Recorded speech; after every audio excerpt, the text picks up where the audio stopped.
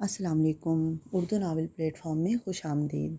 آج ہم پڑھیں گے ناول صنم رے تو میرا صنم سیزن 2 از قلم اریبہ افضل ایپیسوڈ 5۔ وجدان چھوڑو مجھے۔ بہتے آنسوؤں سمیت وہ بڑی مشکل سے اسے دھکا دیتی خود سے الگ ہوئی کہ وجدان کے ماتھے پر پل بھر میں ناگواریت سے بل نمودار ہوئے۔ سمجھ کیا رکھا ہے تم نے مجھے؟ جب جی میں آیا کسی سے بھی محبت کی، اسے مارا، نوچا، اپنی ہوس پوری کی اور پھینک دیا۔ بے دردی سے گالوں کو رگڑتے وہ حلق کے بل چلائی۔ اس کی حالت غیر ہوئی تھی، جبکہ وجدان اس کے تیز لفظوں کے لگائے گئے چابک میں اسے شدید حیرت اور غصے سے دیکھ رہا تھا۔ نکل جاؤ میرے گھر سے، تمہارا میرے ساتھ کوئی رشتہ نہیں ہے۔ ہاں، کسی اور سے محبت ہے مجھے، اور جائشہ کے پیچھے خان لگتا ہے۔ مسٹر راجپوت، آپ سمجھدار ہیں، مطلب سمجھ ہی گئے ہوں گے۔ گہرے گہرے سانس بھرتی وہ سینے پر بازو باندھتے رخ پھیر گئی۔ آنسو قطرہ قطرہ زمین پر گرنے لگے۔ وجدان کے صبر کا پیمانہ لبریز ہوا تھا۔ اس کے منہ سے ایسی باتیں سن وہ شفافیت سے دروازے پر کھڑے اسمیر خان کو دیکھنے لگا تھا۔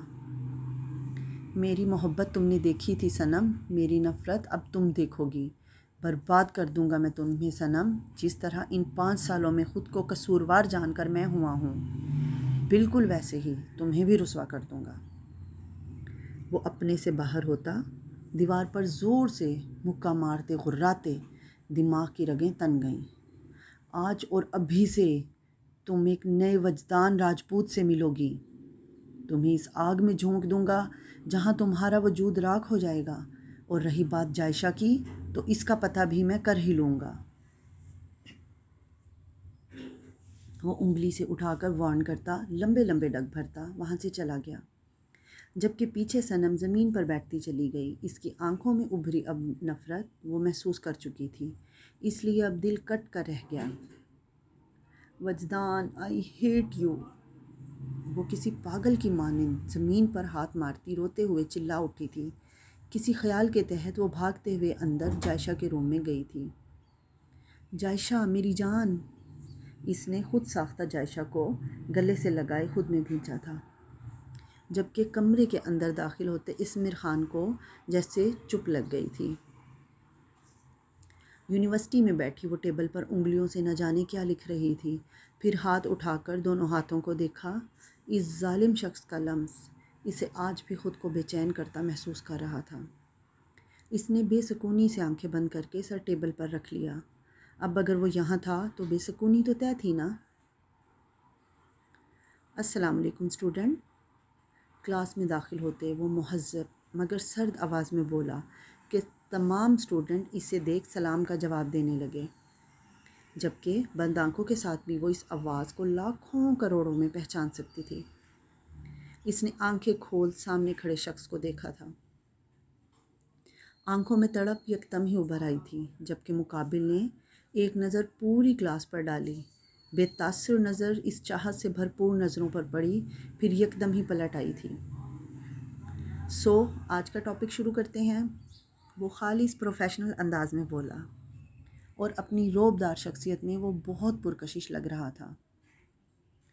مہاویر راجپوت، کب چھوڑو گے تم میرا پیچھا؟ ایک آنسو اس کی گال پر لڑک آیا اور ٹیبل پر گرا۔ وہ صاف کسی کی نظروں کی تپش خود پر محسوس کر رہا تھا، لیکن ایک دوسری نگاہ غلط اس پر نہیں ڈالی تھی۔ اس نے سکون سے لیکچر دیا، کلاس ختم ہوئی اور بغیر اسے دیکھے ہی چلا گیا۔ تم اتنے ہی ظالم ہو جتنے 5 سال پہلے تھے، وہ اسے جاتے ہوئے دیکھتی بھرائی ہوئی آواز میں بولی تھی۔ ہر بار میرے سامنے آتے رہتے ہو تم، ہر بار تم سے مل کر بچھڑتی رہتی ہوں میں۔ ماضی، تمہارے منہ سے سننا چاہتا ہوں، مجھے یہ طلاق کے پیپرز نہیں دیکھنے۔ وہ اکڑ کر اس کے سامنے کھڑی ہوئی تھی، نہ چاہتے ہوئے بھی دل بری طرح گھبرا رہا تھا، جبکہ اس کی آنکھوں میں صاف غصہ تھا۔ تم ایک دھوکے باز انسان ہو، وہ اس کی جانب دیکھتے بولی تھی۔ مہاویر نے دانت کچکچاتے اسے گھورا تھا۔ بس بکواس بند کرو اپنی۔ دھوکے باز ہے کیا؟ دھوکہ دیا اپن نے تجھے؟ ہاں، جب تو اپن کو شوہر ہی نہیں مانتی تو تیرے کو کیا؟ جہاں مرضی جائے اپن، وہ غصے سے غراتے اس کی بازو مروڑتے کمر پر پن کرتے بولا۔ نین کی پشت کو خود سے لگائے وہ اس کے کان کے قریب جھک کے بھاری سرگوشی میں بولا کہ نین کے چہرے کی ہوائیاں ہوئی تھیں۔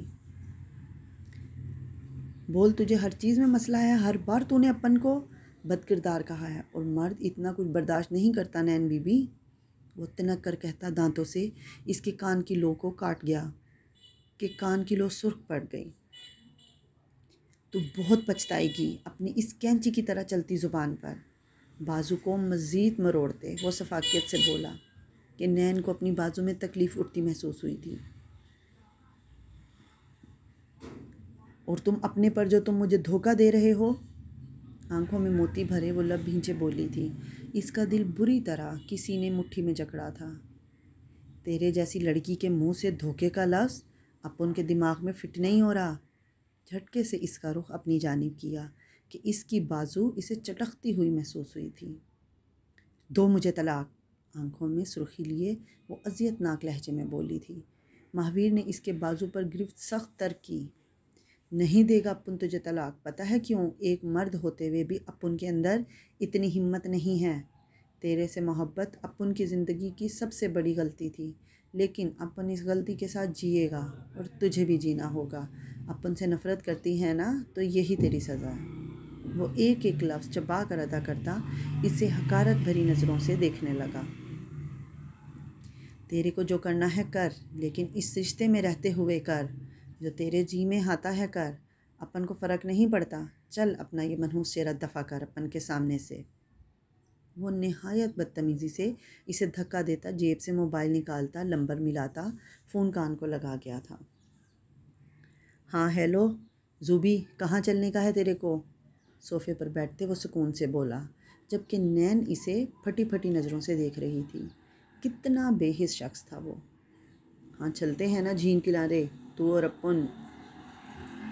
لبوں کا کنارہ دباتے وہ خمار آلود آواز میں کہتا پیچھے کھڑی نین پر نظریں ٹکائے بولا کہ نین اس کی حرکت پر گڑبڑائی تھی۔ چل اپن آتا ہے شام کو۔ فون کھٹاک سے بند کرتے اس نے نین کو دیکھا، جو غصے سے اسے گھورتی وہاں سے فوراً نکلی۔ ایک نئی رکھیل، وہ بڑبڑاتی ہوئی سیڑھیاں اوپر چڑھتی اندر کمرے میں چلی گئی تھی۔ یہ تمہارے لیے جوس۔ سامنے نظر پڑتے اس کے الفاظ آدھے منہ میں ہی رہ گئے تھے۔ وہ شارٹ میں ملبوس تھا، کثرتی جسم واضح تھا، جبکہ گلے میں ٹاول لٹکا ہوا تھا۔ اسے دیکھتے ہی عفان کا چہرہ تن گیا۔ تم یہاں کیا کر رہی ہو؟ غصے سے اس کی جانب قدم بڑھاتے وہ دوسرے روم میں جاتا بیڈ پر پھینکی اپنی شرٹ کھینچ کر پہن گیا۔ اس لڑکی کی بے باک نظریں خود پر جمی دیکھ اسے کوفت محسوس ہوئی تھی، جو اس کے پیچھے پیچھے چلتی عفان کے روم میں بھی پہنچ چکی تھی۔ جوس کا گلاس ٹیبل پر رکھے اس نے سامنے عفان کو دیکھا۔ گیلے بال ماتھے پر چپکے ہوئے تھے، شرٹ کے بٹن کھلے ہونے کی وجہ سے کثرتی جسم واضح تھا۔ تمہیں شرم نہیں آتی جاہل لڑکی؟ اسے لگاتار خود کو دیکھتا پا کر وہ غصے سے دبی دبی آواز میں غرایا کہ ایزل نے لبوں پر زبان پھیرتے اس کے جانب دیکھا۔ میں نے کیا کیا؟ تم نے خود ہی اپنی باڈی کو کھلا چھوڑا ہوا ہے۔ آنکھوں میں چمک لیے وہ لہجے سے عجیب سے لہجے میں بولی کہ عفان کو اس کی دماغی حالت پر شبہ ہوا تھا۔ اپنی نظریں ہٹاؤ مجھ سے۔ وہ شرٹ کے بٹن جلدی سے بند کرتا بولا کہ ایزل کو اس کی حرکت پر ہنسی آئی تھی۔ تم تو بہت شرمیلے ہو، وہ ہنستے ہوئے ایک آنکھ دبائے بولی کہ عفان کا پارا ہائی ہوا تھا، فوراً اس تک پہنچا۔ جسٹ شٹ اپ، شرم تمہیں چھو کر نہیں گزری؟ تم جیسی لڑکیاں نہ جانے خود کو کیا سمجھ لیتی ہیں۔ وہ اس کا بازو پکڑے دبوچتے لفظوں میں دباؤ دیتا بولا۔ ماتھے کی رگیں ابھری ہوئی تھی۔ ایزل نے اس کے چہرے کو بغور دیکھا تھا۔ وہ جب سے آئی تھی اس سے لڑ رہی تھی، وہ اسے دیکھ ہی نہیں پائی تھی۔ صحیح سے وہ کافی ہینڈسم تھا۔ نکلو میرے کمرے سے اور دوبارہ یہاں مجھے تم نظر نہ آؤ۔ وہ اسے بازو سے پکڑے گھسیٹتے ہوئے کمرے سے نکال چکا تھا، جبکہ ایزل نے کمرے کے بند دروازے کو دیکھا جو وہ اس پر بند کر چکا تھا۔ ایزل، یہ تم کیا سوچ رہی ہو؟ نہیں، تمہیں اس سے محبت؟ نو، نو، ارے نہیں، عفان کا تپا تپا روپ سوچتے اس کے ہونٹ خود بخود مسکرائے تھے۔ پہلی نظر کی محبت بھی ہوتی ہے، آج یقین آ رہا تھا۔ سٹون مین، ایزل کا دل آ چکا ہے تم پر، اب تو میں تمہیں حاصل کر کے رہوں گی، دیکھ لینا تم۔ اس کے کمرے کو گھورتی وہ مسکرا کر بولتی گنگناتے ہوئے وہاں سے چلی گئی تھی۔ اس کے چہرے پر الگ ہی خوشی تھی۔ کیا مطلب وہ وہاں نہیں ہے؟ وہ غصے سے تنگ اعصاب لیے دھاڑا۔ چچی آپ نے مجھے پہلے کیوں نہیں بتایا؟ لب بھینچے وہ بس اتنا ہی بولا اور فون رکھ دیا۔ آخر کب تم یہ بچکانہ حرکتیں چھوڑو گی؟ لگتا ہے تم پر لگام ڈالنی پڑے گی اب۔ ساحل جہانگیر نے مٹھیاں بری طرح بھینچے اپنا غصہ کم کرنا چاہا تھا۔ وجہ وہ نازک دوشیزہ تھی جو ہر بار بری طرح اس کا صبر آزماتی تھی۔ تم نے بھاگ کر اچھا نہیں کیا مائی وائٹ ڈیزی، آئی سویئر تمہاری چھوٹی سی جان مجھے اب جھیلنے کے لیے تیار رہے تو ہی اچھا ہے۔ وہ خود سے مخاطب ہوتے اسے تصور کرنے لگا تھا جس کا سراپا اس کی رگ و جان میں بسا ہوا تھا۔ ہیلو، السلام علیکم، میں جائشہ کی ماما بات کر رہی ہوں۔ صنم لبوں پر زبان پھیرتی بولی تھی۔ اس کا دل بری طرح کانپ رہا تھا، لہجہ بھی لڑکھڑا رہا تھا۔ جائشہ کی ایکسٹرا کلاس ہے، کیا وہ ابھی تک گھر نہیں آئی؟ شدت سے کچھ غلط ہونے کا احساس ہو رہا تھا جب پرنسپل کے لیے لفظوں نے اس کے کان میں سور پھونک دیا تھا۔ اوکے میں پوچھتی ہوں، ٹوٹے پھوٹے لفظوں سمیت وہ صوفے پر گرنے کے سے انداز میں بیٹھی۔ اسے جائشہ کو سکول بھیجنا ہی نہیں چاہیے تھا، یہ جانتے ہوئے بھی کہ وجدان یہاں ہے۔ ایسی غلطی وہ کیسے کر سکتی تھی؟ فون پر مسلسل ہوتی بیل پر اس نے فون کان کو لگایا تھا۔ مما، میں انکل کے گھر ہوں۔ جائشہ کی آواز سنتے جیسے اس کے مردہ وجود میں زندگی کی لہر دوڑ گئی تھی۔ جائشہ میری بچی کہاں ہو؟ مما کو فکر ہو رہی ہے میری جان۔ ہڑبڑاہٹ کا شکار ہوتی وہ نم لہجے میں بولی کہ دوسری جانب وجدان نے فوراً جائشہ سے فون پکڑتے کان کو لگایا تھا۔ ایڈریس سینڈ کر رہا ہوں، آ جانا، ورنہ ساری زندگی تم جائشہ کے لیے تڑپو گی۔ مسز، میرے 5 سال کا بدلہ ہوگا یہ۔ سرد گھمبیر آواز نے اس کے رونگٹے کھڑے کر دیے تھے۔ اگلے ہی لمحے کال کٹ گئی، جبکہ موبائل پر آتے میسیج کو پڑھتے وہ بغیر شال کے گھر سے باہر نکلی تھی۔ سردی سے دانت ایک دوسرے میں بجنے لگے تھے، یا اس شخص کے لہجے کا اثر تھا، کہنا مشکل تھا۔ وجدان۔ 20 منٹ بعد وہ ٹیکسی سے اتری۔ اس کے گھر میں جاتی تیز لہجے میں اسے پکارنے لگی تھی۔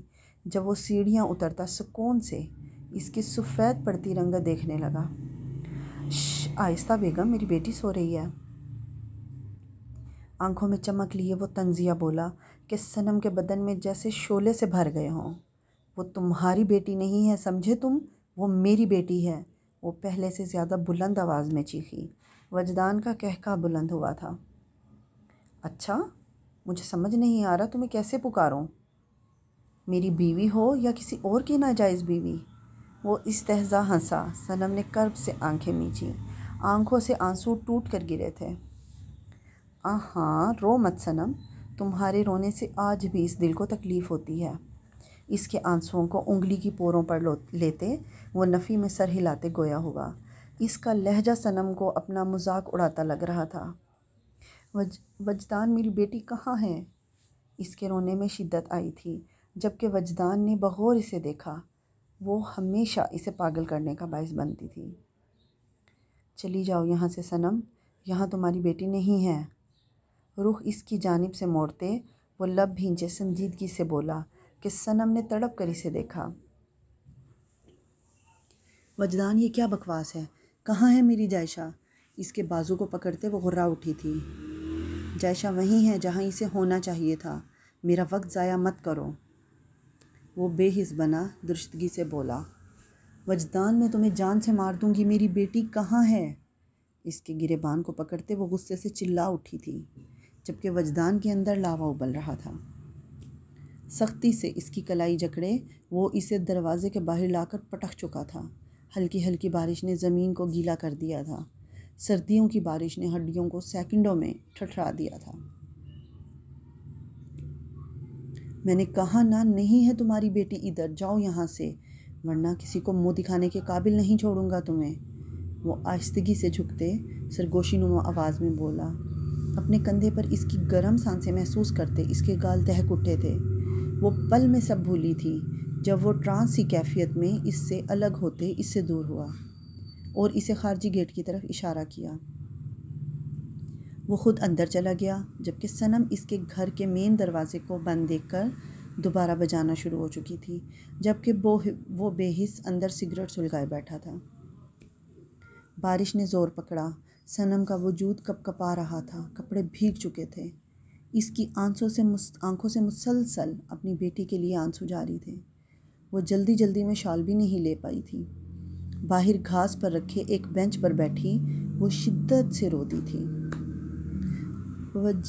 وجدان، میری بیٹی مجھے دے دو، اس کے لہجے میں ماں کی تڑپ تھی۔ جائشہ کو اس نے 1 منٹ بھی خود سے دور نہیں کیا تھا کبھی، اور آج اسے یہی خوف ستا رہا تھا کہ وہ سنکی انسان اگر اس کی بیٹی کو اس سے دور لے گیا تو وہ مر جائے گی اس کے بغیر۔ جائشہ میں تو جان بستی تھی اس کی۔ اپنے کمرے کی بالکنی میں اس نے سامنے دیکھا تھا، وہ بینچ پر نڈھال سی بیٹھی تھی، اس کا پورا جسم کانپ رہا تھا، نہ چاہتے ہوئے بھی قدم باہر کی جانب لپکے۔ وہ لمبے لمبے ڈگ بھرتا باہر کی جانب آیا، دروازہ کھولے وہ تیزی سے بینچ کے قریب آیا تھا۔ صنم، اسے پکارتے وہ تیزی سے اسے بازوں میں اٹھا چکا تھا۔ شٹ! خود کو ڈپٹتے وہ اسے تیزی سے اندر لے گیا، کمرے میں لے جاتے اسے بیڈ پر لٹایا اور کمفرٹر اڑا دیا تھا۔ صنم کے نیلے پڑتے لب، وہ ہولے ہولے جھٹکے کھاتا وجود اسے پریشان کر رہے تھے۔ یہ کیا ہو گیا؟ یہ واپس کیوں نہیں گئی؟ فکر مندی سے اس کے ماتھے پر 2 بل نمودار ہوئے تھے، وہ بری طرح ماتھا مسل گیا تھا۔ آج بھی اسے تکلیف میں دیکھ وجدان کے سینے میں تکلیف اٹھنے لگتی تھی۔ وہ شخص صنم سے کبھی نفرت نہیں کر سکتا تھا، چاہ کر بھی نہیں۔ لیکن اس کے کپڑے، اس نے بغور اسے دیکھا، ماتھے پر ہاتھ رکھا جو کسی بٹی کی مانند تپ رہا تھا۔ وجدان نے وارڈروب سے اپنے کپڑے نکالے تھے، بیڈ پر انہیں پھینکا۔ اب بڑا مرحلہ ان کپڑوں کو تبدیل کرنا تھا۔ وہ جو ہوش و حواس سے بیگانہ پڑی تھی، وہ تو پہلے ہی اسے غلط سمجھتی تھی، اب وہ کیسے اس کے قریب جائے؟ ہماری زندگی کوئی گزار دے، ہمارے بس کی بات اب رہی نہیں۔ کمرے میں آتے وہ رونے میں مشغول تھی۔ وہ جس کے بھروسے یہاں آئی تھی، وہ تو کان لپیٹے بس ہر چیز کو نظر انداز کیے ہوئے تھا، بے وفا صنم بنا بیٹھا تھا، جیسے کوئی فرق ہی نہیں پڑتا تھا۔ دروازہ دھڑام سے کھلا اور وہ تن فن کرتا اندر کمرے میں داخل ہوا تھا۔ کیا تکلیف ہے تمہیں؟ بہت زبان کھل گئی ہے تمہاری۔ وہ غصے کی شدت سے اس تک جاتا، اس کا چہرہ دبوچے غرایا۔ روحی نے ستم نظروں سے اسے دیکھا۔ تابش؟ بے یقینی ہی بے یقینی تھی اس کے چہرے پر۔ اسے لگا تھا تابش خانزادہ اسے منانے آئے گا، اپنے رویے کی معافی مانگے گا، مگر وہ غلط تھی۔ دوبارہ ایسی کوئی حرکت میں برداشت نہیں کروں گا۔ روحی، میرے گھر کے بڑوں کے آگے تمہاری زبان کھلی تو زبان کاٹ دوں گا تمہاری۔ غصے کی شدت سے اسے جھٹکا دے کے دور پھینکا۔ روحی نے گنگ چہرے سے اس کے حرکت کو نوٹ کیا تھا۔ تابش، آپ کی بیوی ہوں میں، کوئی رکھیل نہیں ہوں جس کے ساتھ ایسا سلوک کر رہے ہیں آپ، وہ روتے ہوئے بولی تھی۔ اس کا دل کرچیوں کی مانند ٹوٹ کر بکھرا۔ بیوی ہو، بیوی بن کر رہو، زیادہ لاڈ اٹھوانے کی ضرورت نہیں ہے، منہ بند رکھو اپنا۔ اسے جھٹکے سے اپنی جانب کھینچتے وہ اس کے کندھے پر اپنا جلتا لمس چھوڑے بولا کہ روحی کی جان ہوا ہوئی۔ یہ لاسٹ وارننگ ہے تمہارے لیے، دوبارہ ایسے مت کرنا روحی تابش خانزادہ، ورنہ بہت بری سزا ہوگی تمہاری۔ اس کے حیرانگی سے بھرے چہرے کو دیکھتے وہ مدھم آواز میں بولا، اور پھر اسے وہیں چھوڑے وہ وہاں سے دوسرے کمرے میں چلا گیا۔ اپنی شرٹ اتارتے اس نے بیلٹ اتارا تھا، اور پھر کمرے میں بیلٹ کی تیز آوازیں گونجنے لگی تھیں جو اس کے جسم پر سرخ نشان چھوڑ رہا تھا۔ وہ شخص کرب سے رو دیا تھا، کسی کو نہیں چھوڑوں گا، ہر وہ شخص حساب دے گا جو میرے عشق کی توہین کرے گا۔ بری طرح خود کو مارتے وہ پاگلوں کی طرح چلایا۔ اس کے جسم پر سرخ نشان بن رہے تھے، مگر وہ خود کو خود ہی مار رہا تھا۔ نہ جانے کیوں